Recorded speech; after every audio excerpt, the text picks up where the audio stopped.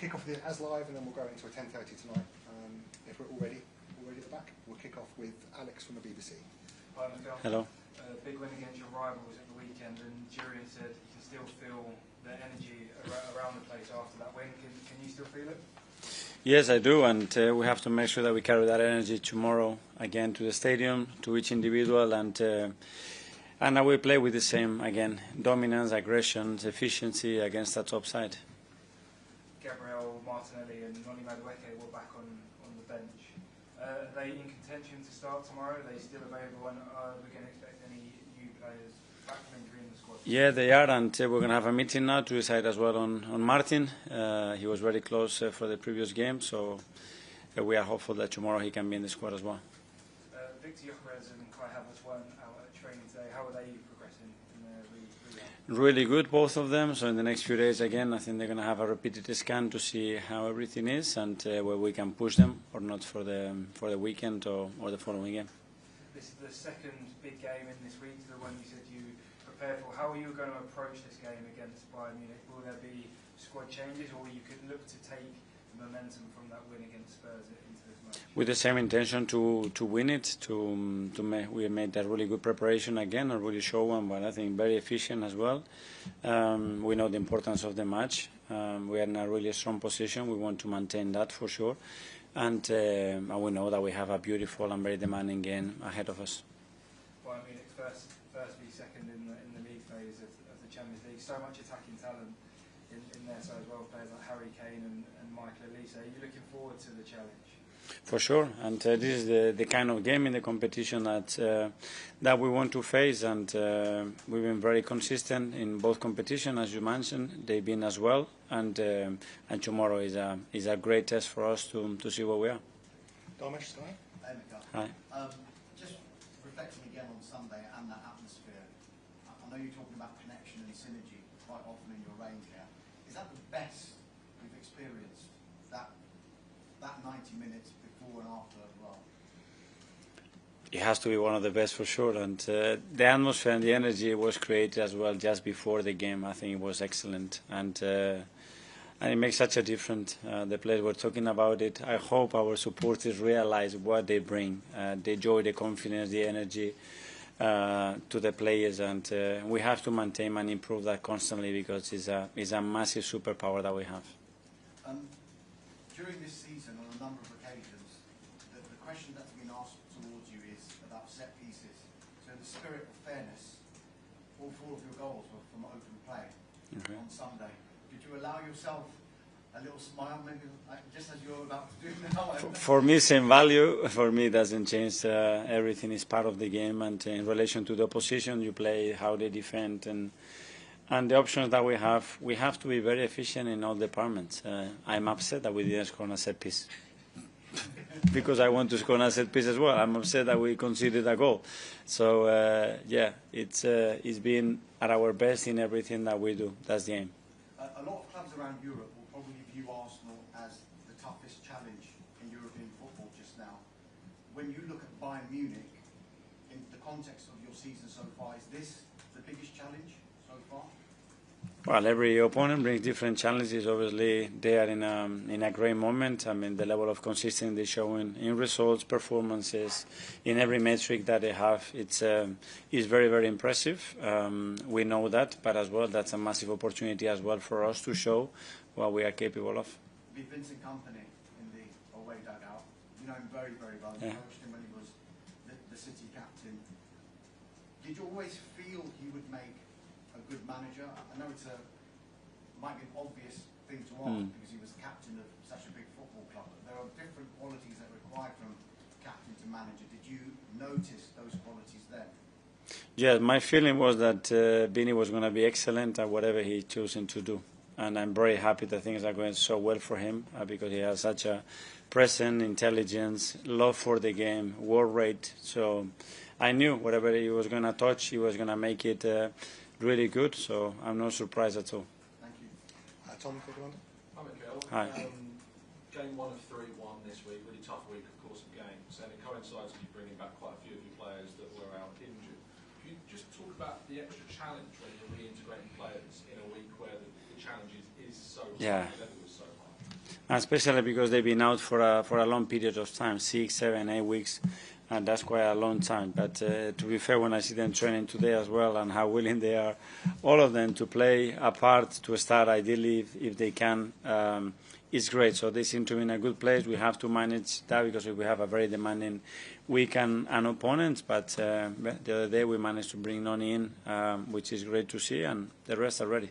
What is that challenge like when players are so keen to come back from injury and there's that real energy that they want to get back onto that pitch, and how do you kind of temper and calm them to say, you know, we know what's right for you and we need to introduce you in the right way?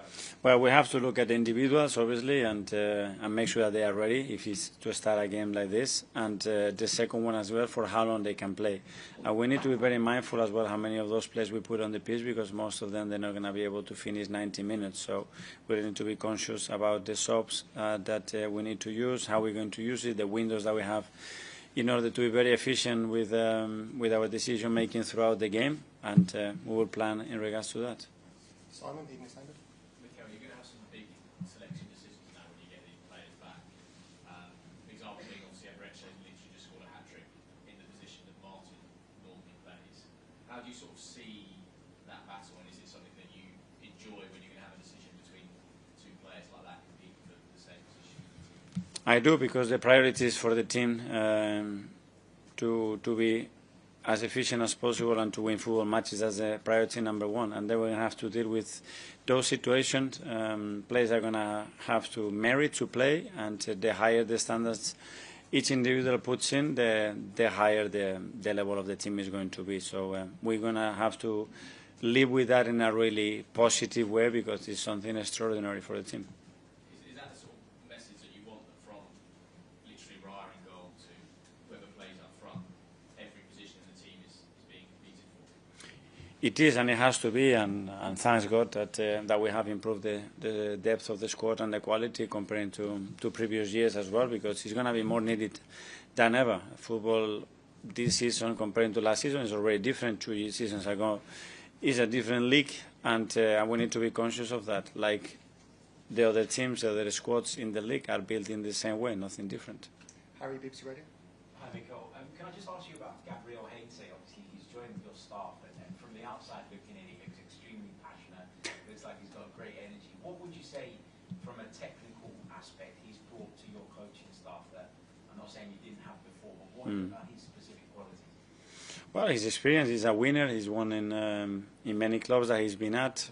He had a very different education as well. Obviously, we know each other for 23 years. I'm very close of that. That brings something extra. But that level of passion, Gary probably shows us in a way, but Albert shows in a different way, or Molly, or Nico, or Iñaki, and everybody that is around. So it's great, because at the end, what I'm really happy is that we complement each other really well, and everybody brings a different insight, different character, different personality to the table, and that makes us a much better team. It makes me a much better coach as well, which is the intention, to have the best resources to give to the players.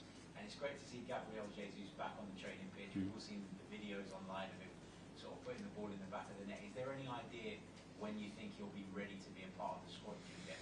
Yeah.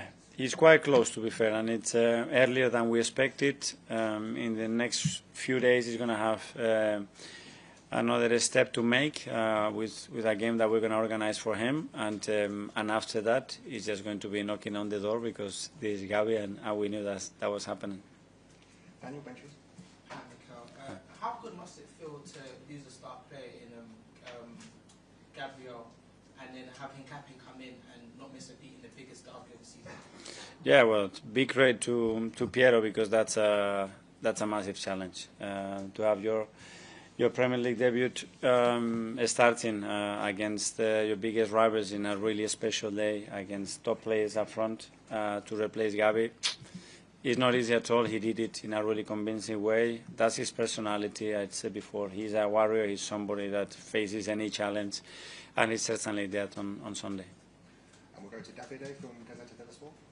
Hi. Do you think Arsenal is ready to be considered one of the elite European team, or you need to make a step like beating an already established elite European team like Bayern? I don't know if you talk about performances and consistency. Hopefully, yes. But to consider that in terms of the trophies at that level, I mean, we have never won the Champions League in our history, and Bayern Munich 6. That's why 6. Thanks for your support. So we are not there. We compare with Real Madrid at a different universe. So we're gonna get there. Okay, and finally in the AS Live, we'll go to a question here from South Africa. Mikel, obviously each win for the club brings a new set of belief, and how much would beating Bayern Munich be a statement that Arsenal can challenge on all fronts this season? Because obviously there's a lot of optimism around the club, the fans and everyone. Yeah, we had the same question before Sunday. And great, we won it and we go. And then you finish the game, the next morning is Bayern Munich. And now we're going to do Bayern Munich and we're going to try to beat them for sure. And then it's going to be Chelsea. And this is how ruthless at the moment the schedule is, how demanding, but at the same time, how privileged we are to be involved in 3 incredible games in 6 days. Okay, that finishes AS Live. We'll go to 10:30 tonight. Kick off with Sam from the Telegraph. Hi. Do you fear Harry Kane? Sorry?